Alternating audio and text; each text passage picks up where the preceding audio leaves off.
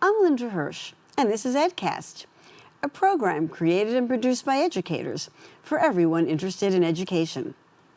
Education is one of the many areas disrupted and transformed by the COVID-19 pandemic. Its effects on student learning and teaching remain far-reaching. Where are we now? What are the key education issues facing us today? As 2024 unfolds, we take stock of our successes and challenges. Join me today as I speak with education policy expert David Bloomfield about the changing educational landscape and what lies ahead. Coming up now on EdCast.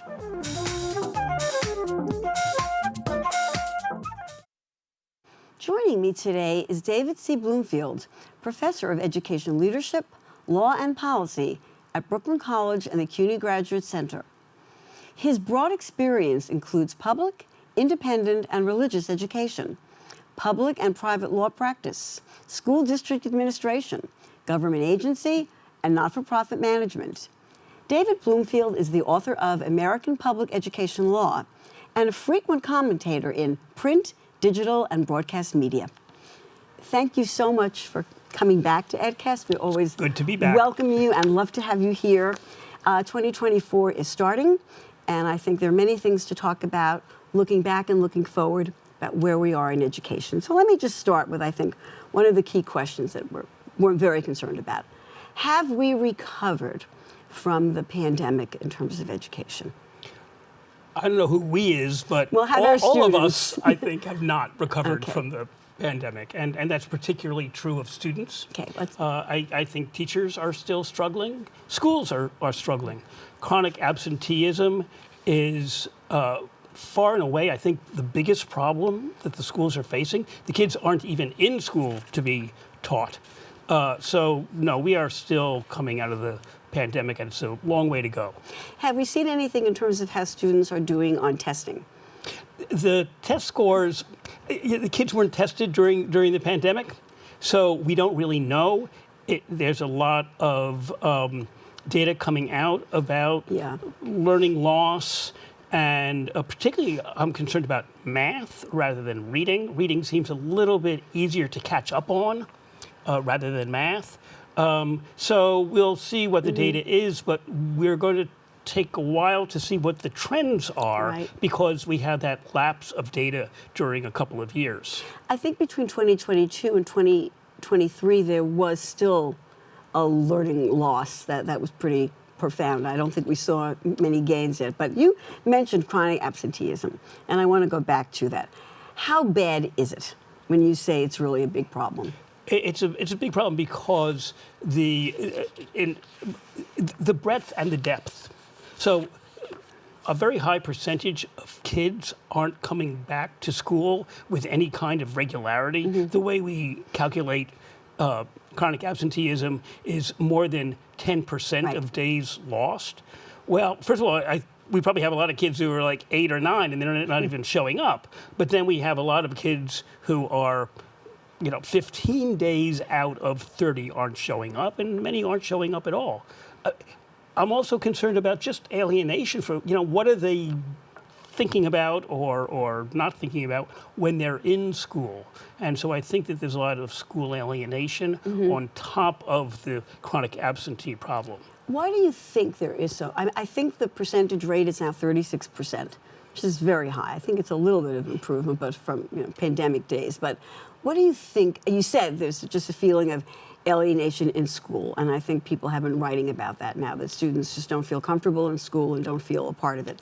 What else do you think has been contributing to all this absenteeism? Well, people got out of the regularity of going to school. School kind of became optional. Right.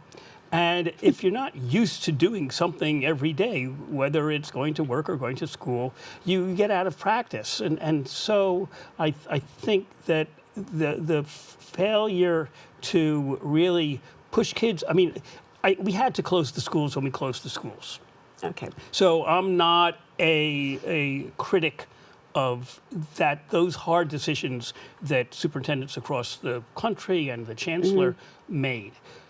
He had to worry about, and she, Misha Porter, had to worry about teachers and principals as well as, and staff, as well as the kids. Right. But there was a big cost to that. And, Right. and going back to your first question, we haven't made up that loss of regular school attendance.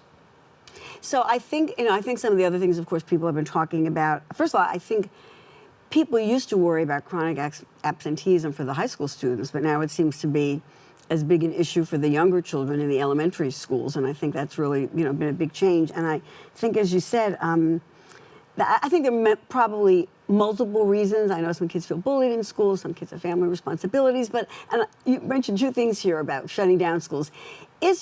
Are there things you think we could do to address the chronic absenteeism? There's clearly things we should do, and we're not doing them. And what are some of the things you think might help? The main thing is home visits. Okay. There needs to be a systemic move toward home visits by Right. community members and social workers going into the school, into the homes, seeing if there's a problem. These aren't old-fashioned truant officers. Right. These are people who have to lend support to know that the system cares about children coming to school, whether that's pre-K kids or high school kids. I want to pick up on what, excuse me, on what you just said earlier about the decision to shut down the schools. That was been very controversial, and I know a lot of people have said we should not have shut down the schools. And I want you to reiterate again that really, if they had not shut down the schools, it really would have put a lot of teachers and administrators in jeopardy. I mean, people who suffered a lot more when they got COVID than our children. And I think remember, that's the key thing. whatever the data may be coming out now, with the information that we had at the time, people had to make decisions on the fly, and I think the second guessing is a sin, Right. because the CDC and Dr. Absolutely, I agree. Fauci were telling us we needed to stay away from these congregate places. I agree. I'm very glad to hear you say that, because I know there's been a lot of controversy about that. The other group of children that I think we also have not been paying enough attention to are the migrant children, and what we are doing in terms of their education. Have we been doing anything for these children who've been coming into the city? We have been doing What have something. we been doing for well, them? the main thing is we're educating them. Okay, we the are, kids okay. are coming to school. There's a federal requirement that districts have to educate all children who are resident in their district, and New York City has done a pretty good job making sure that those kids are placed. There are big problems. There's problems with whether there's a shelter near a school, and then if the kids have to move, they should be able to stay in that same school. That's where they're starting to put down roots, and all of a sudden they move from Brooklyn to the Bronx and they can't attend that school anymore, or have a 2-hour commute.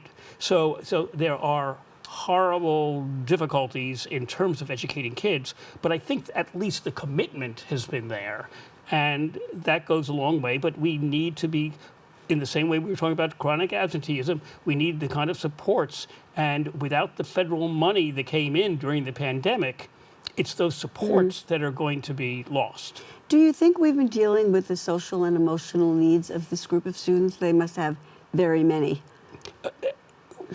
People are doing the best they can. I mean, we okay. keep coming back to the same thing. The kids are alienated. The younger kids haven't learned the kind of social skills These they kids must be need scared. that comes with going to school. And so there is a lot of kind of low-level chaos. I mean, that's a little bit what I'm talking about, that it's not just the kids who aren't coming to school. Right. It's also those kids that are kind of on the cusp who are having difficulties. Now, one of the things that DOE, I think, is very proud of right now, and that is the rolling out of the new reading initiatives, what people are calling the science of reading, which I don't really think is the most accurate term for it. But okay, what do you think about this rollout? What do you think about this shift to the science of reading? And So I'm not on the bandwagon particularly. I'm certainly on the phonics bandwagon. Count Right. me on Team Phonics. We've known since the 60s that phonics was the way to teach reading. So it's good that they're doing that. it seems to me that Adams and Banks kind of caught a sweet spot where they wanted to make reading their signature initiative, and everybody was making reading their signature That's right. initiative. I was going to say that. So it didn't take a genius to come to that conclusion, particularly in this moment. At the same time, I think they made a mistake in terms, not necessarily the curricula that they chose. They chose 3 possible curricula that could be taught in the schools. Everybody can nitpick again, whether these are the best curricula out there. But then they allowed the superintendents to decide the one and only curriculum that's going to be taught in the many, many schools in that district. And it seems to me that should have been a principal's decision. Right. They are the instructional leader of their schools. They know their faculty. They know their kids. Our districts are tens of thousands of kids. Right. And the varying needs in the schools, I think, aren't consistent with a single curriculum. Right. So I think that, and then there have been problems with the rollout, the professional development associated with the phonics instruction and the particular curricula. So I am a little worried about, not the fact that they're concentrating on reading, but how they're concentrating on reading. There is a favored curriculum, and some are saying that company had done a lot of work earlier on and had given away a lot of things free of charge. Well, I'll say it if you won't. It's the cheaper one. And also, they had given away a lot of free things earlier on, and cheaper. people knew them, right? So yeah, so now I mean, not bad, but again, I don't know if it's the best. But I think the problem is that it was kind of an administrative top-down decision, and should have been more grassroots. And many more schools, I think, should have been exempted. They had pretty good reading scores. Again, let principals decide what their children need. I'm very glad to hear you say that some students are doing well, because I always, whenever we talk about reading, I always use this opportunity to say that most children will learn how to read regardless of the program that we use. And if that weren't the case, then none of us would know how to read, because the programs always change over time, from when I was a child and now. Most children will learn, and a lot of kids learned with balanced literacy and Lucy Calkins' program. So, but yes, I think this new emphasis on phonics, if people realize that it is not the panacea, that there are other things like vocabulary building and content knowledge that has to be a part of that. And there is never one thing. I worry that they're overselling it a little bit, and then in 10 years we're going to come back and look at this and say, my worry is the politicians are getting involved. And the worst thing you could do is have a statute that requires kind of phonics only as a soundbite, and then eliminates what we can call the joy of reading. If you go into the weeds of the program, however, I think, again, the phonics part gets pulled out. It is more in-depth. There is more to it than just this emphasis on phonics. I mean, educators have worked on these curricula. Again, I'm not going to nitpick. No, I'm not either, but I just mean sometimes it's an oversell, because there's a lot that goes into learning how to read. Do you remember how you learned how to read? I do, because... Tell me. I always like to ask people. I got knocked down in my first grade reading group. And not that I remember that. And it still stings, right? How'd you learn how to read? Do you remember? Oh, I think it was, sounding out. That's basically what phonics is.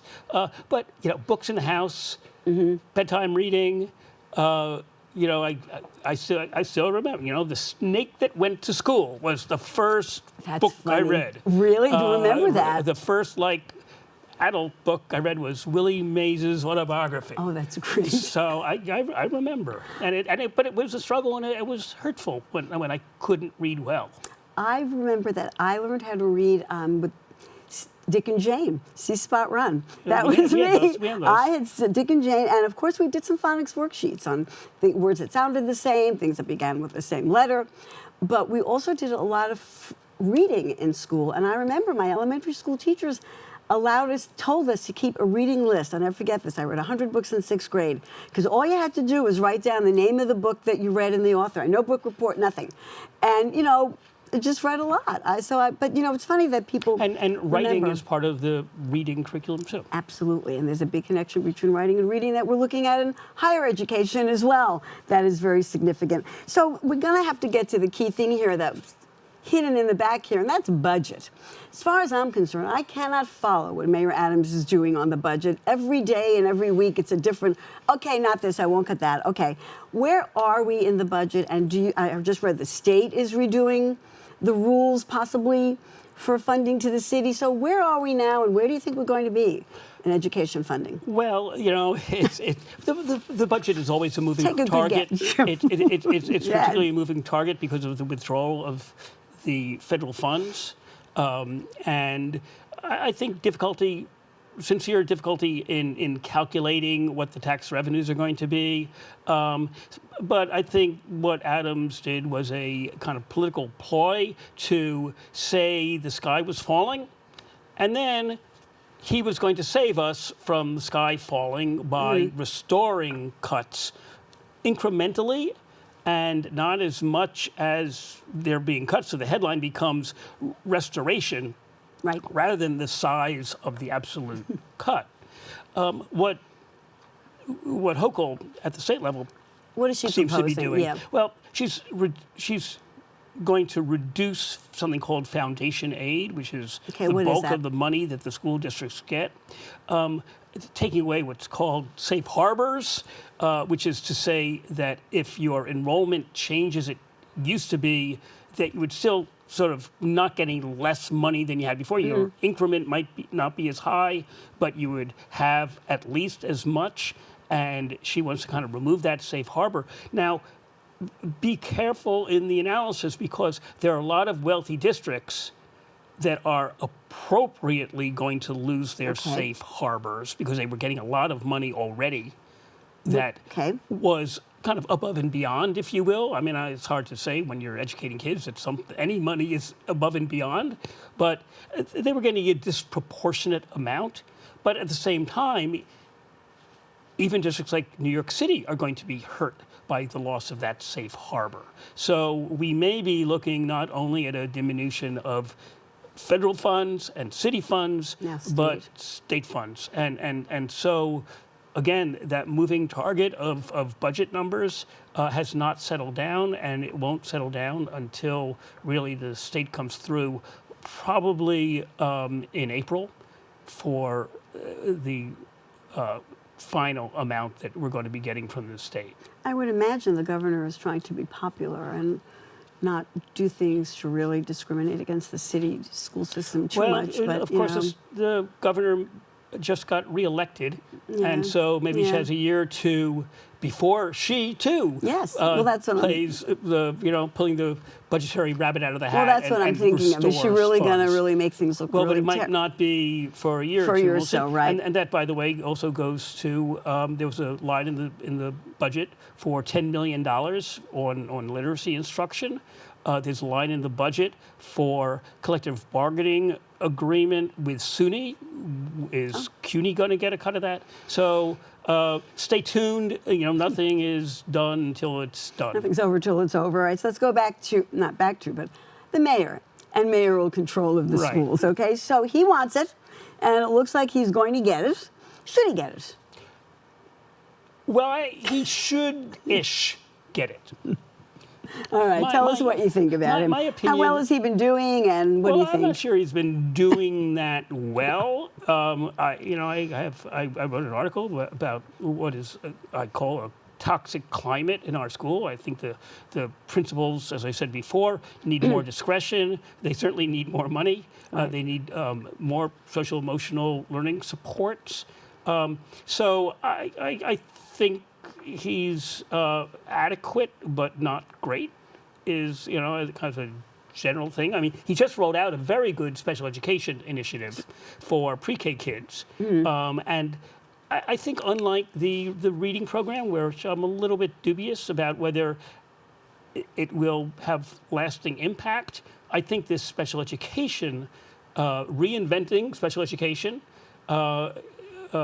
initiative does look like he's laid out a multi-year plan that will survive him. So I think the jury's out a little bit on David Banks, but he was never a superintendent before. Okay. He never ran a district. And so maybe he's learning, and maybe there's a team. I hope that the people there, whoever they are, stay, because stability is important, and churn. Right. There's been a lot of churn in the upper levels of the administration. So let's see what happens. We should have mayoral control, at least in the sense of what I call city control. Okay. I think the city council should get more involved. So that's your model. That would be a different model. Okay, right. Tell us how that would work instead of what we have now. How would that be different? Right now we have this 23-member school board called the PEP, with a majority of members appointed by the mayor. So it becomes, in the parlance, less than a rubber stamp, because at least a rubber stamp makes an impression. I was going to say rubber stamp. I like that. Makes an impression. Right. And it's not really representative. It's a hodgepodge of people who are selected by the borough presidents, by some of the presidents of the community education councils, by the mayor. I think the city council has a more appropriate role. What's not necessarily understood by the public is the DOE, the Department of Education, is not really a mayoral agency. It's a school district attached to the city of New York, but they're not the same thing. And so we just had this whole thing going on with solitary confinement and police recordings. The city council doesn't have any power over that kind of operation in the schools. And they are, after all, a representative, truly representative, one person, one vote group of representatives from their communities. So I would like the city council to get more involved. So I call it city control rather than mayoral control. All right, and replace this hodgepodge of people who are doing their best, but they don't have staff. City council has staff to look at these issues and be kind of more deliberative. That's their full-time job. They're working on other stuff, but they're there as city council members. All the other PEP members, they have their day job, and then they have to come in for these PEP meetings. Right. Well, it'll be interesting to see. I know, as we said, I know the governor is in favor of, extending Mayor Adams'. Well, we'll see. It's now part of the governor's budget, which is a little bit weird. It's not really a budget item, but Cuomo did this, and she's doing this. It may be unattached by the legislature from the budget and negotiated as a separate bill, and we'll see what happens. What do you think of the pushback against teaching about diversity, equity, and inclusion? I mean, every day I read about another state that's banning it. I mean, what do you think of that? I was thinking about that, and what's interesting is, we used to talk about, the problems of urban school districts, but we really should now be talking about the problems of suburban and rural districts, which is really where most of that, I think, is happening. Where that resistance of course, is coming from. there is Florida, and there are many other states that are carrying on this kind of retrenchment of what I would call education. I mean, I don't know how you can call it education if you don't have African American studies and Latino studies and, the great books of the modern era. If a Nobel Prize winner is banned, how can you call yourself a school? So I think maybe we've reached the peak of that. It was a great electoral bait for a little while, and it seems not to be electoral bait so much anymore. You don't think Trump will use it? And, Trump is not yet if, the president if again. he's the candidate, campaigning. I think it mostly is a state and local issue rather than a federal issue.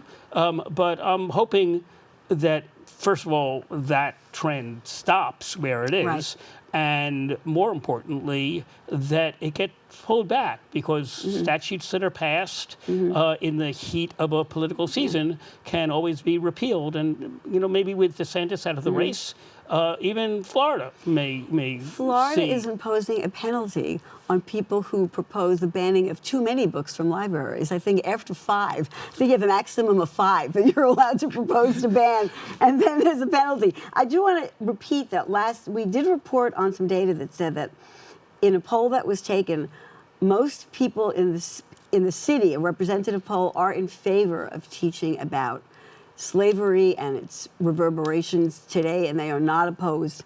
So I think it's really something to keep in mind. I know that we're running out of time and we probably won't even get to talk about higher ed, so you'll come back for that. So let me stick to where we are now and just ask you quickly, in terms of the schools, and are there issues that we should be dealing with that we're not? Integration. Okay. Fallen off the map. Fallen off the chart, okay. And so I think that and you know, those larger issues of not only racial equity, but equity based on income. The specialized high schools, I think, is part of that conversation, but also a separate conversation on what we should do about gifted and talented education. So those are two kind of off the top of my head. And you know, they tend to be political issues. And Yes, they kind of get raised or lowered depending on who's running. I think you had also been, I think it was you who also mentioned that we don't pay much attention anymore to, to school shootings. That, that's something that we don't pay much attention to because it's expensive and hard for governors to tackle. Well, they've just spent an awful lot of money putting electronic locks on school doors. I think we worry about it, but that's more like in the background. I think you're right. And there's a question of whether, still should be a question whether the school security officers school resource officers are employed by the police department or the school system itself. I think that idea has kind of fallen off. I do want to talk about drugs. A lot of drugs out there, and with the proliferation of smoke shops all over the place and edibles, I really worry. It goes back to our alienation and we issue that I think a lot of kids are going to school high and are not engaged in their education. Final word for you is to give a grade to the mayor and the chancellor. Can they share a grade as to how you think they're doing in education? Yeah, let me go back one more issue. Teacher absenteeism. Oh, they just can't bear to show up anymore. Well, they are. They God are. bless them. Joking. Grades. I guess I'll give B minuses. B minuses. Okay. That is all we have time for today, and I want to thank you so much. Higher ed didn't even get touched on, so you're coming back when you talk about higher ed. Thank you so much, David Bloomfield, for sharing your insights and information. That's it for this edition of EdCast. I'm Linda Hirsch. Thank you so much for joining us. See you next time.